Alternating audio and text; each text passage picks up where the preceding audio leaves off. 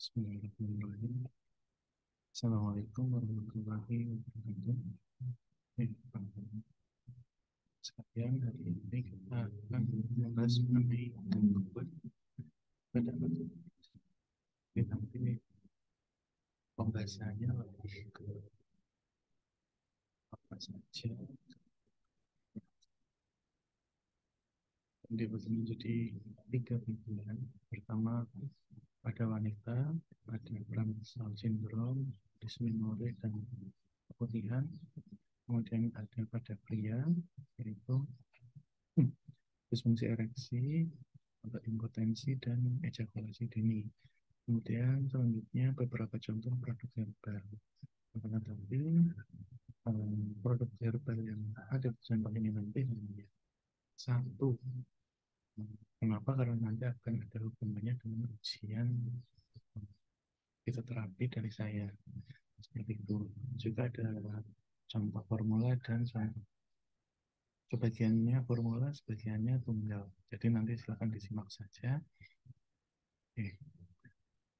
Untuk video yang pertama kita masuk ke pembahasan mengenai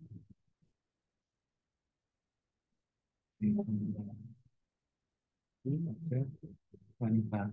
Nah, gangguan reproduksi pada wanita ini itu kita tidak membahas gangguan yang berat-berat kayak seperti belum memiliki keturunan dan sebagainya atau gangguan-gangguan lain, akan tetapi yang ringan-ringan yang kita temui seperti PMS, nyeri head dan keputihan.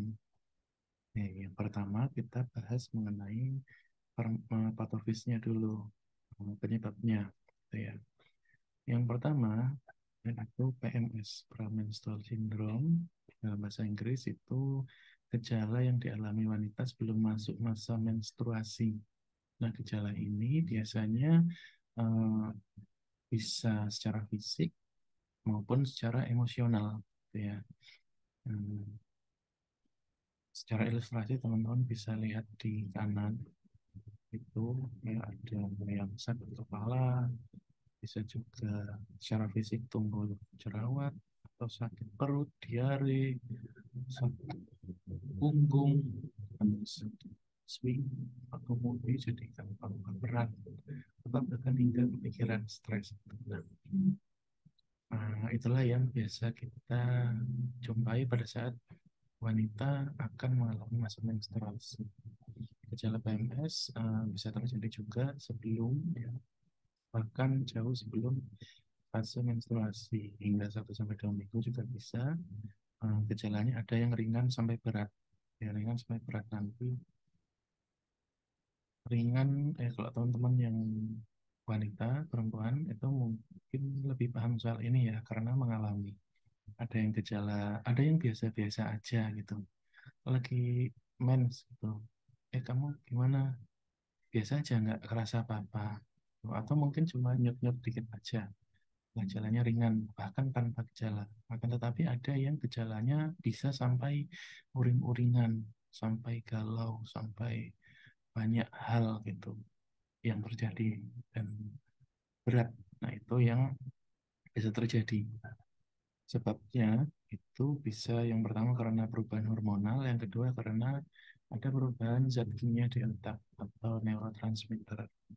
Termasuk beberapa contoh gejalanya tadi juga sudah disebutkan ya, ada mood swing, kemudian kecemasan, penurunan libido, nyeri pada saat menstruasi, khususnya nyeri di area perut ke bawah ya, atau punggung, kemudian jerawat bisa muncul pada saat fase-fase PMS ini. Munculnya maksudnya muncul banyak itu dibandingkan dengan pada saat tidak masa-masa PMS. PMS. Kemudian kelelahan, sulit konsentrasi, diare, dan banyak hal. Nah, secara umum memang penyebab PMS itu ada yang paling umum dua, ya, walaupun secara uh, mekanis itu mungkin banyak yang kita belum tahu juga, gitu kan. Tetapi yang paling umum ada dua, yaitu perubahan hormon dan perubahan neurotransmitter di otak.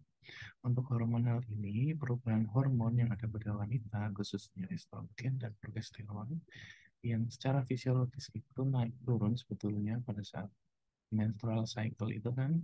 Nah, pada saat sebelum terjadinya fase menstruasi itu, kondisi perubahan hormonal itu dapat menyebabkan gejala-gejala tersebut tadi. Kan, tadi kita tidak bahas secara rinci karena ini bukan farmakologi ya, jadi kita intinya seperti itu, perubahan hormonal dan uh, menyebabkan gejala-gejala seperti tadi. Yang kedua, perubahan neurotransmitter, khususnya dalam hal ini adalah serotonin. Nah, hormon, maaf, neurotransmitter serotonin ini itu yang biasanya ada hubungannya dengan suasana hati. Jadi kalau terjadi perubahan, itu bisa terjadi mood swing, senang, terus sedih, dan sebagainya kayak gitu. Nah, penurunannya ke serotonin ini itu dapat menyebabkan rasa gelisah yang berlebihan atau emosional. Peningkatan secara tidak terkontrol juga uh, ya ibaratnya mood swing itu naik turun, tapi kalau turun itu lebih ke gelisah dan tidak tenang sampai ansietas. Ya, nah, gejala ini, gejala PMS ini tadi sudah kita jelaskan ya, ada apa saja. Nah, kemudian yang kedua, wanita juga dapat mengalami dysmenorrhea, nyeri head. Beda dengan PMS adalah PMS itu lebih umum, pramenstrual syndrome, sindromnya dari mulai psikologis dan hingga fisik. Tetapi kalau kita membahas mengenai dysmenorrhea itu lebih ke sakit atau nyeri atau kram di perut, khususnya perut bagian bawah, ya, sama sifatnya ringan hingga berat. Um, Oke. Kemudian dysmenorrhea ini juga terbagi dalam dua jenis, dysmenorrhea primer dan sekunder, dan yang akan kita bahas nanti itu hanya dysmenorrhea primer, ya. Jadi munculnya kram pada saat menstruasi dan kemudian hilang pada saat selesai atau sebelum selesai masa mens, itu ya. Nah, kalau yang dysmenorrhea sekunder itu nanti ada kaitannya dengan gangguan pada organ reproduksi, dan kita tidak membahas itu, kita membahasnya yang dysmenorrhea primer yang ini. Nah, sifat dari dysmenorrhea ini ada yang ringan dan ada yang sangat berat, hingga sampai sangat berat. Saya punya teman-teman wanita pasti juga paham lah ya. Kalau laki-laki mungkin belum paham ya, belum terlalu paham. Tapi jika dicermati, teman-teman bisa temukan teman-teman yang wanita itu ada yang pas menstruasi biasa-biasa aja, atau mungkin nahan-nahan sakit, tapi masih bisa ditahan tanpa obat. Itu masih termasuk cukup ringan dan menengah. Nah, kalau sampai berat itu bisa mengakibatkan wanita tidak bisa beraktivitas sehari-hari, dia sampai bed rest, atau bahkan uh, saya ada kenalan juga yang bisa sampai pingsan ketika mengalami dysmenorrhea ini. Nah, itulah yang gejala yang sangat berat seperti itu. Oke. Nah, pertanyaannya sebetulnya apa sih yang terjadi pada saat dysmenorrhea? Secara sederhana kita jabarkan bahwa pada saat terjadi dysmenorrhea itu ada kaitannya dengan prostaglandin. Gitu. Ya, teman-teman lihat di kanan itu nomor 1. Intinya adalah bahwa nomor 1 progesteron ya. Pada saat penurunan kadar progesteron pada saat itu menyebabkan naiknya kadar prostanoid, khususnya ya ini prostaglandin. Nah, peningkatan prostaglandin ini dapat mengakibatkan kontraksi dari otot apa namanya, tonus myometrium, jadi otot di daerah vagina. Kemudian kontraksi uterus ini itu ketika normal, ringan, maka kontraksi biasa saja karena nantinya kontraksi ini apa namanya berfungsi juga untuk mengeluarkan mens gitu kan. Nah, kan tetapi eh, ketika kontraksinya terlalu berlebihan, maka itulah yang dapat menjadi eh, bencana gitu kan. Jadi kalau kontraksinya sangat kuat sehingga menyebabkan iskemia pada pembuluh darah yang menuju organ-organ di sekitarnya gitu kan, maka terjadilah sakit yang apa namanya yang cukup sakit kayak gitu, cukup berat. Nah, itulah sedikit ringkas Pak Papis mengenai dysmenorrhea primer. Kemudian yang ketiga yaitu mengenai keputihan, dan hal ini juga umum dialami oleh teman-teman yang wanita. Teman-teman bayangkan ingus dan dahak kayak gitu ya. Kita punya ingus dan dahak. Nah, kalau kita flu, dia akan mengeluarkan lendir dan kotoran dari hidung kita. Kemudian kalau kita sedang tidak enak badan dan terjadi infeksi di tenggorokan, maka eh, kita biasanya berdahak, baik dahak itu warnanya putih atau dahak normal untuk mengeluarkan kotoran yang biasa, atau dahak karena infeksi yang warnanya hijau. Nah, itu gambarannya seperti itu. Nah, sama dengan eh, apa namanya? Sama dengan vagina pada wanita, bahwa vagina itu juga organ yang harus dijaga kebersihannya. Oleh karena itu, tubuh memproduksi suatu cairan yang nantinya akan secara alami menjaga kebersihan, kelembapan, dan melindungi vagina itu dari infeksi. Nah, kayak dikeluarkanlah suatu uh, cairan bening hingga keputihan, hingga putih gitu. Nah, cairan ini nantinya bisa membawa sel mati, bakteri, dan sebagainya dari vagina tersebut. Gitu kan. Pada umumnya kalau yang sehat, untuk teman-teman lihat analoginya di gambar itu, keputihan yang sehat itu biasanya warnanya bening hingga agak putih. Serta ada ciri-ciri lain yang menyebabkan dia bersifat normal. Gitu. Kita lihat ciri-cirinya ya. Oke, keputihan yang normal. Ya. Cirinya adalah bahwa dan itu tidak berwarna putih tadi. Namun warna putih ini juga tidak bisa kita simpulkan bahwa kalau putih itu normal, enggak, karena kita harus lihat ciri lainnya. Kemudian tidak berbau, atau tidak mengeluarkan bau yang menyengat. Kemudian ya kalau di celana dalam itu biasanya ada sedikit bekasnya gitu ya.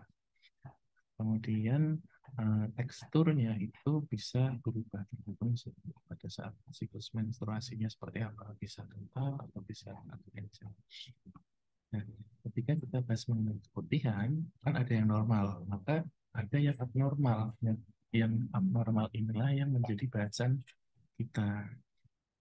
Keputihan yang abnormal ini biasanya itu karena adanya infeksi, baik itu jamur, bakteri maupun parasit lain.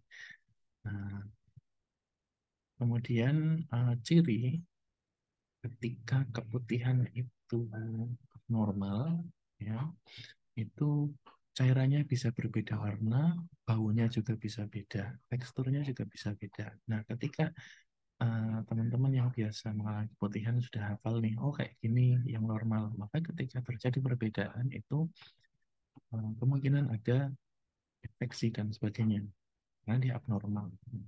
Kemudian cairannya juga bisa keluar lebih banyak karena memang adanya paparan infeksi.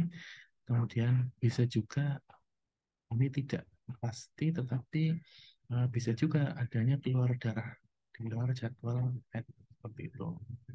Nah, kebutuhan yang abnormal juga dapat disertai dengan keluhan lain seperti gatal, yang juga bisa saat buang air kecil, ya, rasa terbakar juga bisa. Pokoknya hal-hal yang tidak normal di sekitar vagina ketika kita melakukan rutinitas baik itu buang air dan sebagainya itu bisa menyertai hal yang kita sebut dengan keputihan.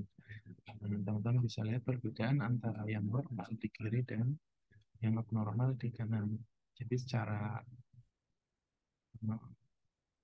kita bilang bahwa lendirnya itu beda.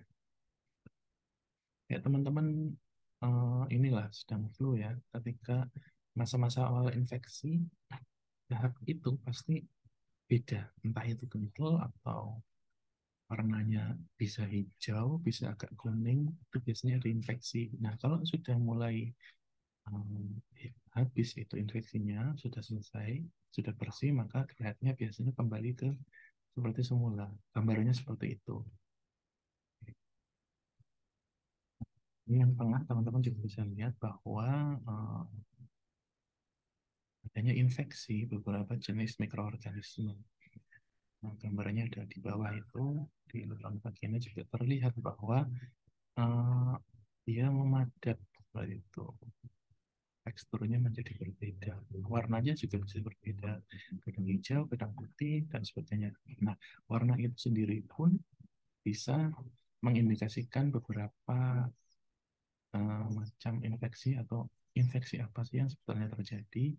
Seperti ketika warnanya yang harusnya putih dan kental normal dan tidak berbau itu berubah menjadi putih, tapi ada bau dan abnormal, pokoknya beda dengan seharusnya, itu bisa karena adanya infeksi jamur. Kemudian ketika ada warna kuning disertai dengan bau amis, bisa juga karena penyakit vaginosis seperti ya. Intinya semua karena infeksi kebanyakan. Kemudian pelaku atau kekininan itu karena gonore, coklat, disertai bercak darah itu bisa karena kemungkinan adanya kanker pada rahim atau leher rahim. Kemudian hijau, kuningan dan berbuih bisa juga karena leishmaniasis atau PMS, penyakit menular ya, bukan prenatal syndrome. Kemudian merah muda juga bisa karena ada kaitannya dengan kehamilan. Jadi itu gambarannya untuk yang perempuan. Untuk yang laki-laki kita lihat dengan video selanjutnya.